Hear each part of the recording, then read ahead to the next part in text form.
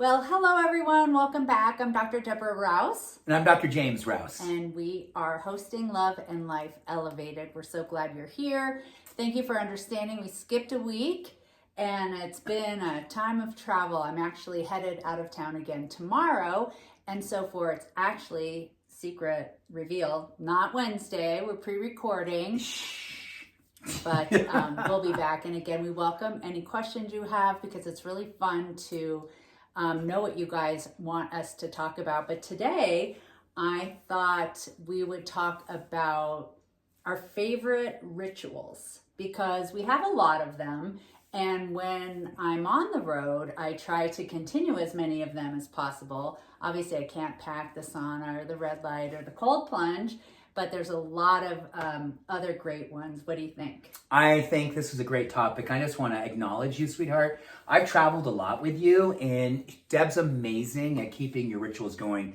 You get your walks in, you do your meditation, you do your reading. You're really awesome. I know that these things really matter to you to help you kind of land and get your universal connection on no matter where you are. So, sweet, I just want to appreciate the fact that I know you're amazing with this. Well, thank you, as are you. I mean, this guy gets his little portable packing, vitamins, powders, you name it, out on the counter 2 days ahead of any It takes travel me 2 time. days. Yeah, it does take a while. I mean, you've got a lot going on there, but you're so diligent. And I will say I'm kind of a slave to my Apple Watch, and I'm not mad at it because it does help keep me accountable, at least with steps. You've probably seen some of those memes of like, oh my gosh, I didn't get my 10,000 steps today, and it's like a chicken running around a living room, to get a million steps in. But I do like to make sure, bare minimum, that I get my 10,000 steps in to keep me accountable. But I just like, if there's a floor,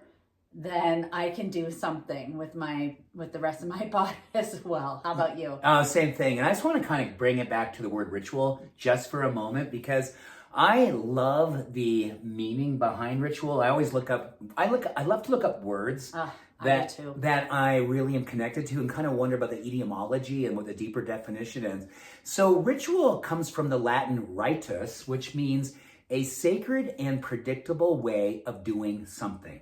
A sacred and predictable way of doing something. Oh, that's awesome. Which is so amazing because rituals really are sacred. They are predictable. And I think some of the things that I've really learned to love about ritual is some of Lisa Miller's work on how she talks about how when people have rituals first thing of the day and how rituals will establish not only a physiological upgrade, but really strong connection to mental and emotional well-being. In fact, her research says when people pick rituals that are really around self-care and self-love, the chances of us falling into addiction, depression, anxiety, and all kinds of other challenges that happen for so many of us, they literally decrease exponentially when we have rituals that become non-negotiables in our life.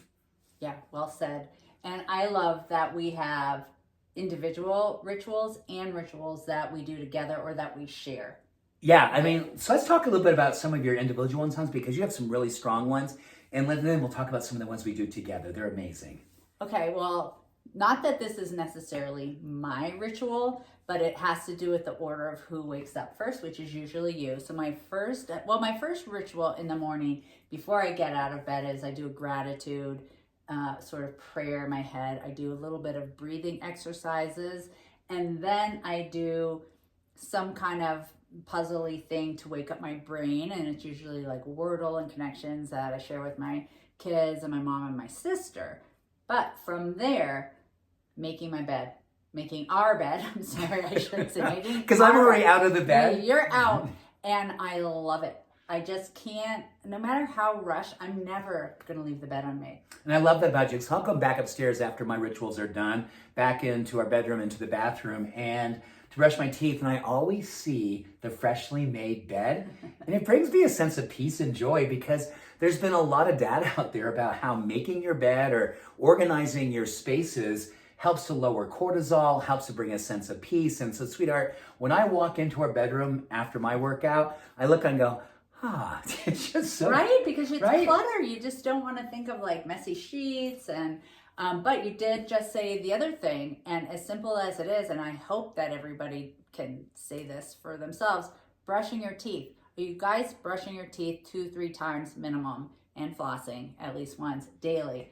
I cannot start my day without brushing my teeth. In fact, I will brush my teeth twice in the morning because... It's because of your special coffee breath. So I have one ritual that I want to share with you, because I think for a lot of people to go, really? You do that to your coffee? That's sacrilege. You can't do that. But people are interested in what you do pre-workout. Yeah, so what I do basically, so first thing, I do a breathing practice, I do my gratitudes, I do a combination of affirmations and visualizations for the day. And I really ask myself a simple question: who and how do I want to present myself to the world today? And I think about my wife, how I want to present myself to her, how I want to present myself to you. I'm going to do my treehouse talks. And I really, really get a firm vision of the energy, of the way that I'm showing up, of this sort of potential that I want to realize. And I leave my bed, I brush my teeth, and then I go ahead and I put this shake that I actually make the night before, which is a combination of cold coffee that Deb makes extra for me. I throw in 2 different types of protein. I throw in some greens. I throw in some creatine. I throw in some mushrooms. And like a little pre-workout boost. And a little pre-workout boost. And it all goes in my coffee into a shaky cup. And I gotta tell you, this ritual is something that a lot of people go, oh my gosh, that sounds awful. Or honestly, he salivates thinking about it. And like, he looks so forward to this drink. I literally am getting out of bed and you know how like in those cartoons when you're thinking about what you're gonna do and it pops into a bubble? I wake up and the bubble is of my green sludgy shake. And I'm like, oh my gosh, get me to the fridge. And I'll drink that, then I'll brush my teeth a second time. So I've brushed my teeth literally twice in 15 minutes and I'm ready to roll. Yeah, well, you have beautiful teeth, so Thanks, it's honey. working for you. And from there, I get downstairs, actually into this room right here. I do a quick meditation practice with some breathing. I do some stretching and some yoga. And then I get on the Peloton bike. And from there, I lift some weights. From there, I get into the hot tub. From there, I go into the cold plunge. And then I do some readings, some sacred readings that I do. And then it's back into a breathing and meditation longer period. So my morning ritual goes anywhere between an hour and a half to 2 hours. But I'm getting up around 4 a.m., so I'm done about 6. So it's a lot, but you know, it's amazing. And I don't want anyone to feel like, oh my gosh, like, is that something that we should all be doing? Number one, no. This is something I've developed over literally decades to find my rhythm and the things I love to do and give me joy. And I've also felt like, you know, I love getting up early so I can fit these things in without a sense of rush. And yes, when I have an earlier start to have to go to the airport or something like that, and there's a meeting happening on the East Coast, I will condense that so it makes everything work. So it's not always that long, but 90% of the time it is that, how should we say, that elaborate. And the thing I love about it more than anything is that I really do it under the influence of more of an intrinsic motivating factor. I think about the person I want to be, and I've learned all these things that help me to really predictably be that person more often. It drops the ego, it raises my soul consciousness, and helps me when Deb comes down for her rituals to be the kind of husband and partner and lover that I think she would love to see. Someone who's happy to see her, someone who's feeling good about themselves, and someone who's under the influence of kind of a peaceful way of purpose. Yeah, you're great. So by the time I come down, I'm not quite in the same space yet as James is. I don't do a big sludgy coffee drink before I work out. I do a little pre-workout with a little protein, which is newer, the protein piece for me before I work out, but I really like it. I'm glad I've added that. And but here's an idea of who I am when I come down. So it's by design a little bit that I show up an hour later downstairs, because I don't need to be competing with you for weights or floor space, whatever. So if I come downstairs and he is still on the bike, and that's sort of my first rite of passage, I'm kind of like, why are you just on the bike? What? Because haven't you moved on to the other room by now? Or just like, or to the floor so that I can then do the bike, and he's ready, like, good morning, honey. And I was like, why are you still on the bike? Instead, because I had those endorphins haven't kicked in, and eventually I come around, and he lets me know when I could have been a better greeter. Or when she does come around, I'm like, oh, honey, there you are. Yeah, exactly. There's my girl. But mine is similar with, I don't usually do the cold plunge hot tub right after my workout. Usually by the time I'm done, you've had your nuts and seed breakfast, and then we do the dog walk, and we do that together every single day. And that is also the time when we love to get the morning sunlight in our eyes and our faces, because it's a gentler sunlight, and it's a really great way to kind of spark that melatonin that then really works in our favor 16 hours later when we're ready to hit the pillow.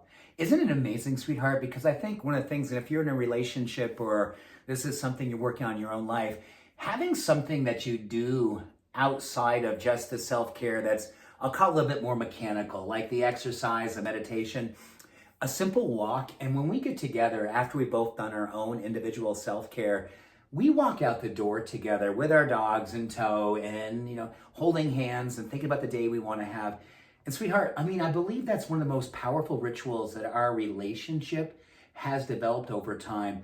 And I don't think that there's ever a morning that we haven't done it. Number one, follow through, regardless of how busy we are or so much we have going on. And I think the thing that I love most more than anything, we're usually in a pretty good space when we leave. Totally. We worked out, we're ready to roll outside, and we even come back that much more connected, that much more intimate.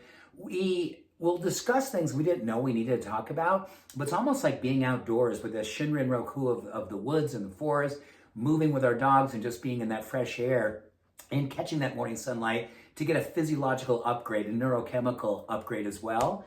We come back and I feel like we're just so connected, because after that, we're going to separate offices. We've got our own things that we're doing separately.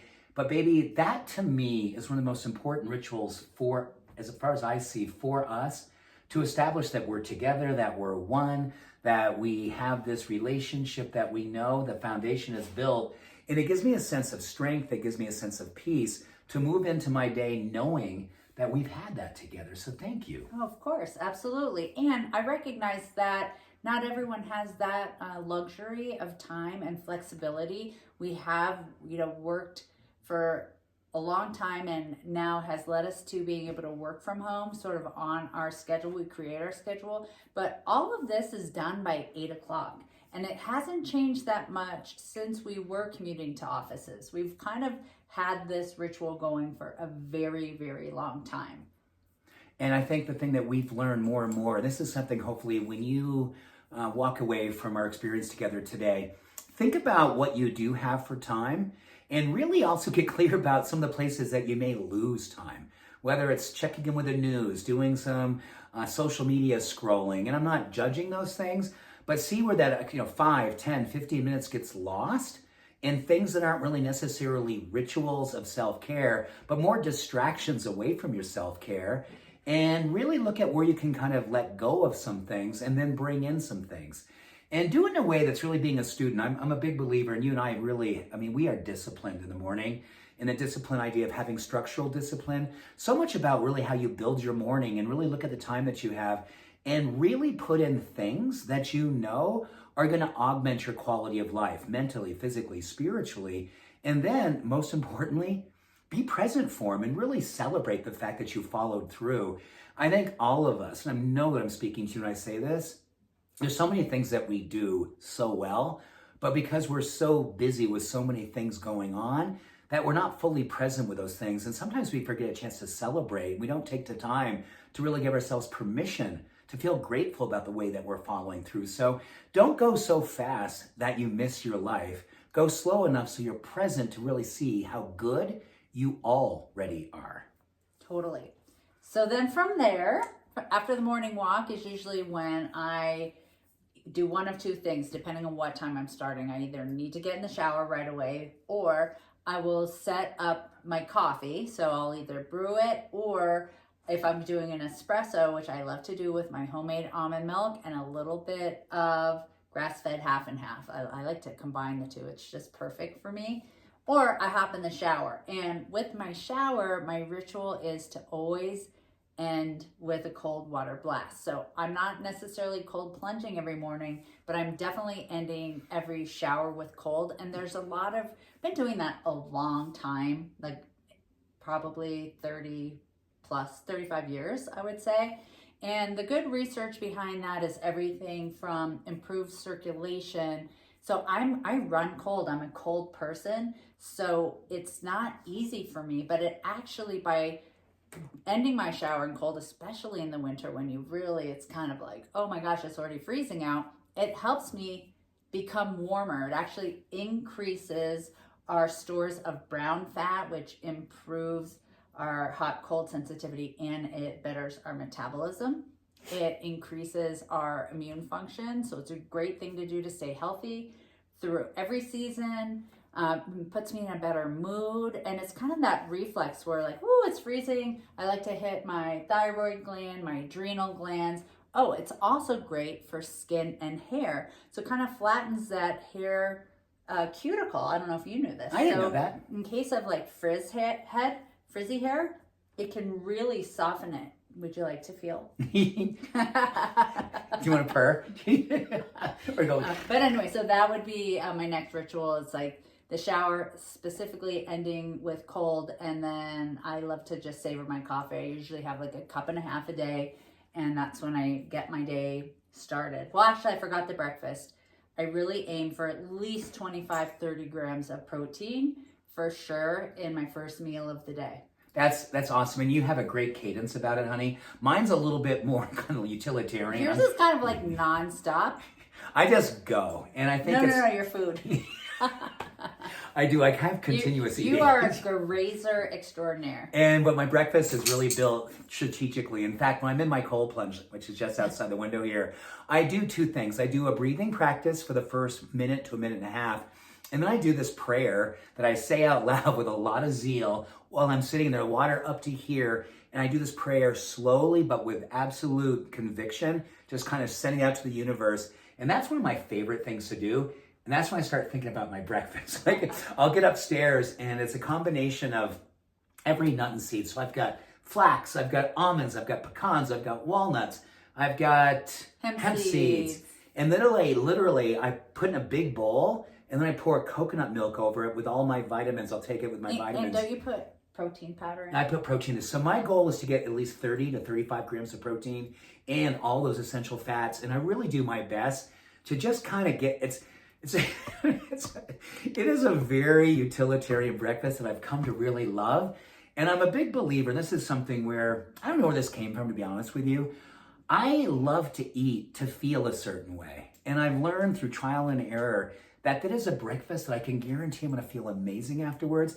And the joy may not be so much in the taste because it's pretty bland.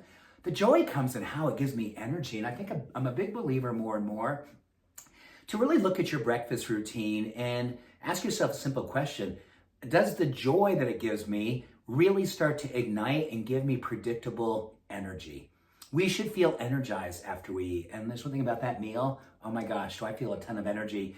I go downstairs and think I knew the night before, kind of wrapping up my day, I literally map out the full 8 to 10 hours of my day, starting at 4 a.m. right on through till 3 or 4 in the afternoon, right down to every half an hour. This is what I'm going to do. This is when I'm going to do it. And it's helped me. And I tend to have a lot of attention issues where I can be anywhere, just kind of get lost in things. I do my best to stick with that entire 10 hours and follow through.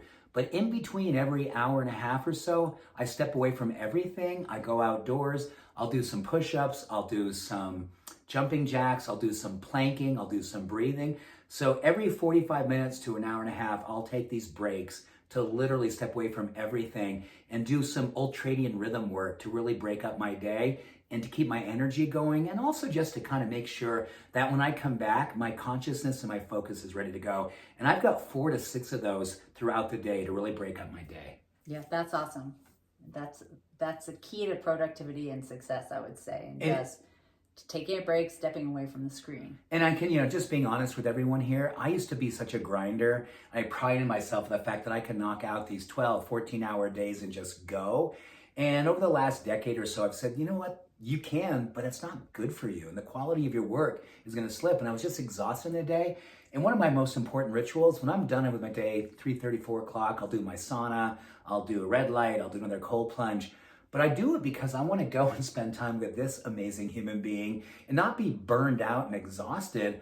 I want to be ready for the second round of being with my wife and be present and be loving and be there for her. And that self-care practice to end my day, to bookend my day, that the human doing is now moving to human being.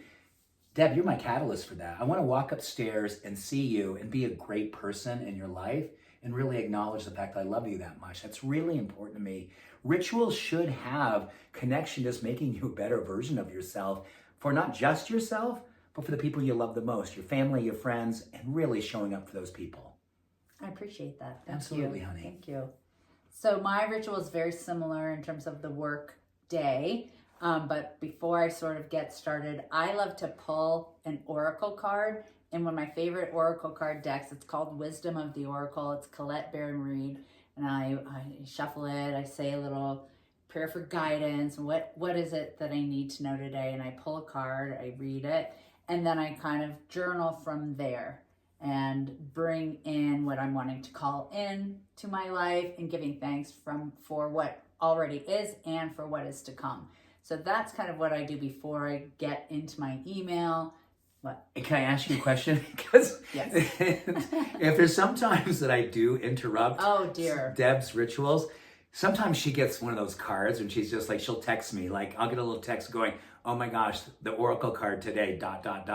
I'll leave everything and run upstairs and sit with Deb and, so she can read it to me. And it's usually so amazing. Oh, I thought you were going to say when you come up and I'm in the middle of it, Oh. and I'm like, I should have shut the door or put a note on the door. There's saying, that too. You There's can't come in yet, or this is my time. And sometimes I say, I'm doing my time or my sacred time or whatever. I try to be respectful of that. He's tiptoes around the corner. Or I'll walk into her office with one of my other rituals. Yeah. With chocolate, because I love having my dark chocolate throughout the day. I'll have a couple different servings. And my office has like the best view in the house. And so he really just, maybe he wants to like be together, but mostly gaze out the window and just take it in. But I have misophonia. So I'm super sensitive to chewing noises. And he'll come in chomping on the chocolate, and I eat chocolate so loud, and I'm trying to really work on no, you eat everything loud. Yeah, there you go. I love you. And sometimes when he is doing his afternoon ritual, again, like I'm not complete with my day yet, and to be totally honest with you, sometimes if I do that sauna, red light, cold plunge too early, I get really tired. It doesn't energize me, which obviously I don't want to be energized at 5 p.m. So I have to be very careful and very hydrated and see where my day is, or ready to kind of just be done for the day, because it puts me just really in a chill space. But I love it. You know, and I think there's something about the fact that you and I are both really good. And this is something I want to really strongly encourage all of us to think about. Get really clear about ending your day, and ending it in a way that I'm a big believer, how you end something is how you begin something. So ending this thing called your day, your work day, your doing day, and doing it with a level of consciousness, whether it's writing down your accomplishments, doing a little self-reflection on things that you got done, things you want to improve upon, things that you wish you had done better, whatever the case may be, and then end that part of your day and really move on to what I love our evening rituals. Number one which is usually there's really good music happening while we're preparing a meal. We feed the dogs, we get all that kind of stuff done. And from there we move into another walk that we take our dogs out after dinner.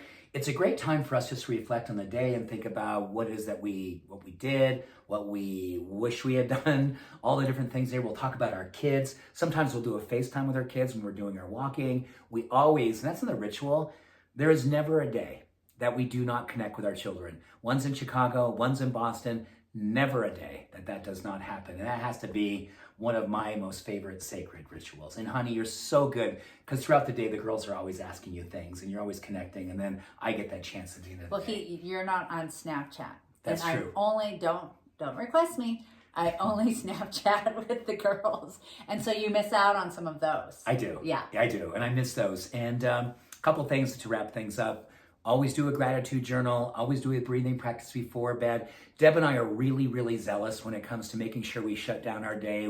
We love Jeopardy. That's a ritual of ours. But we don't want to go right from Jeopardy to bed because of the blue light and all those things. So I wear my little dark glasses while watching Jeopardy. And we always have at least a good full hour between taking in Jeopardy or doing some kind of readings like that and bedtime. But I'm in bed usually 8 to 8:30 at the very latest. And if I miss that, I'm just not the same quality sleeper. My circadian rhythm, which all of ours is very predictable. And I do my very best to ritualize my bedtime, ritualize the pre-bed routine of just winding down and not being in a place where I'm getting stimulated. And then, honey, we are always really good about making sure we kiss each other goodnight. We always say something kind to each other. We're always connected. And I fall asleep under the influence of that day. And there's a really interesting word that I've learned. I did a lot of Latin when I was in high school. And one of the words was satisfaction. We learned about the root of that.